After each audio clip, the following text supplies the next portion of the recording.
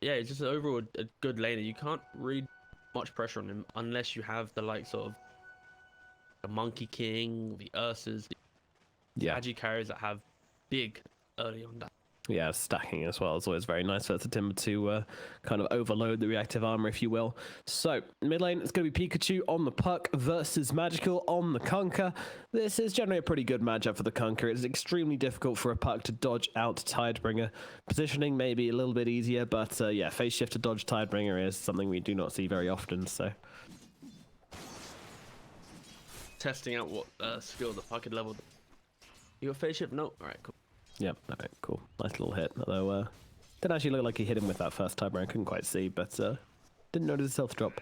But yeah, it's a straightforward lane for Magical. Try not to push it out too hard. Probably end up doing that anyway. Keep pressure on the Puck. You should have a good time. And it's really important that the Kunkka does have a good time in lane as well. Any rotations could be pretty disastrous for Navi, because if they start to lose a grip of this game too early, then it could be a bit of a snowball from Cyber Legacy. But I can't really see it happening too much unless there's a really, really big rotation in from, you know, and then you look at, I'm just like, Bat Rider rotation? Yeah, I was going to say, Lich rotation? You away there. Yeah. They don't have any rotation potential in there. No. This early game will very much be just a trader farm. Like, you shouldn't really be killing anyone bottom unless like Snapfire oversteps his mark. Same again top. Timber just Bat Riders. A very passive start to the game. Calm before the. All right, let's get our feet up then. Crack open a whiskey. Uh-oh, Chappie though in the bottom lane, looks like he's gonna go down. Ilias also gonna drop as well as they trade kills in the bottom lane, but it's Chappie who loses life first, and first blood for Crystallize, meaning he's gonna get all that extra bonus gold. Feeling very happy about himself. Meanwhile, Happy will be just left to pull. The game's a little bit slow. Say that it shouldn't be, it will be slow, and then boom, you hit him with the curse, bam, Chappie dies. Using it to your advantage. Crystallize though, he's going to be slowed down quite a lot, take some hits, but of course has that time walk to run away a little bit here. Meanwhile, at mid, with its double damage rune, Pikachu's really going to try and start to lay into a Magical whilst he has that damage advantage.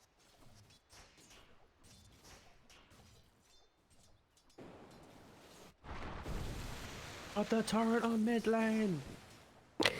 Bringing some fate. Yeah, there's not really much happening. I thought I'd practice. Miss, yes. There you go. Yeah, thank you. Don't worry. You should consider a change in career paths. You know, I'm sure the play-by-play definitely needs you around. It's the play-by-play that knows about fake hype, but isn't trying to sarcastically do it, whilst also trying to bring in the energy of fake hype. Ah, I see. I see. Some mental warfare with yourself. Twitch chat, yeah. Of course, of course. Oh, another turret! Alright, sorry, I'm not doing anything. Do not fear. He's played him a bit though, constantly catching him out, but Pikachu has doesn't have way... phase shift, so it really doesn't.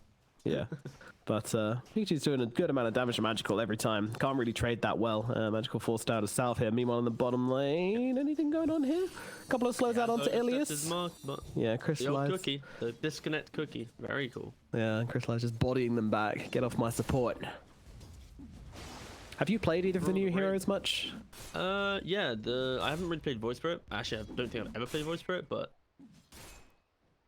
Snapfire I have. I think he's pretty solid in the 3 and 5 role. 3 being he just you get those early heroes, so like Greaves, Pipe, Blink, enable your team.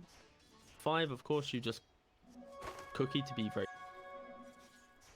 Yeah, just the Scatterblast is pretty good. Just any hero or 5 that can push out a lane like cleanly is. I rate Snapfire guy pretty highly. All right.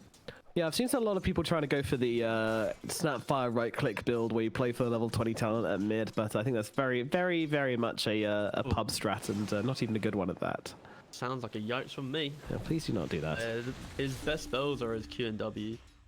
Max, it's like at level 7 you should be 4-2 with 1 point in ult, and then after that you max cookie, and then you can get your points in little shot after to then abuse the glyph on towers, because that's probably the one most underrated thing about Snapfire is simply the little shredder on a tier 2 plus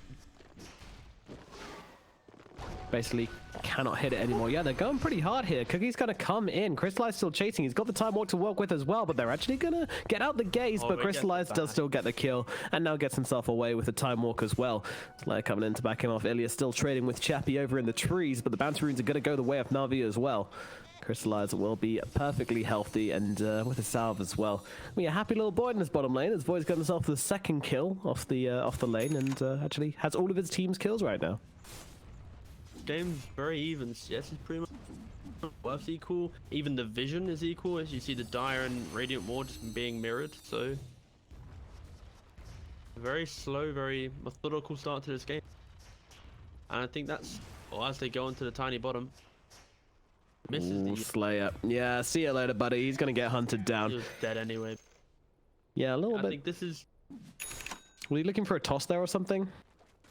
Just either way, he'd be dead. Probably looking for a toss, but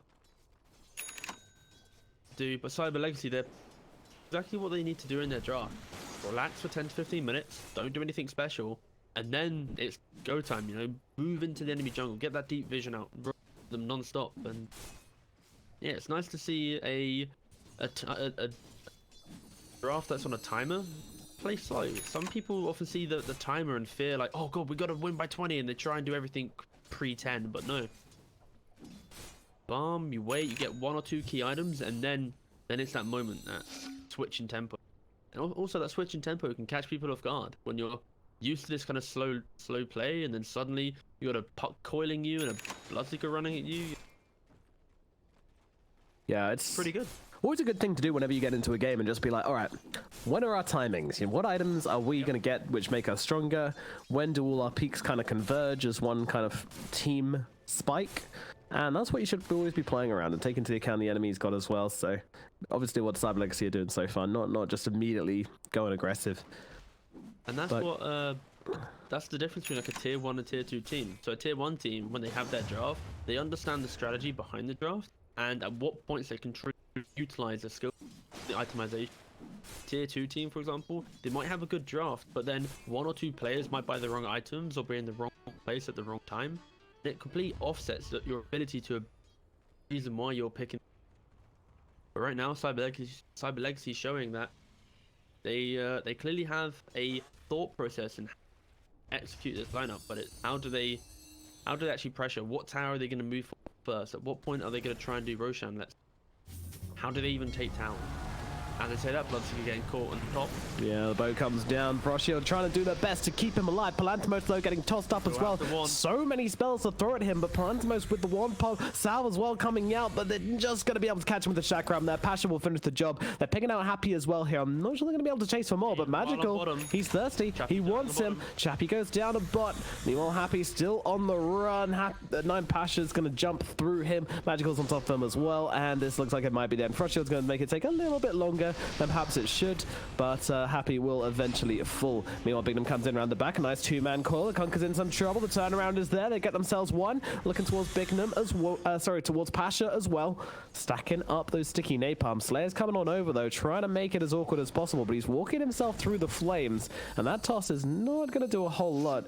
Maybe getting Bignum enough low to make him not want to keep on chasing, but that's just not going to happen. They're going to run him down, get themselves a Timbersaw kill, and Cyber Legacy make a big response up in the top lane.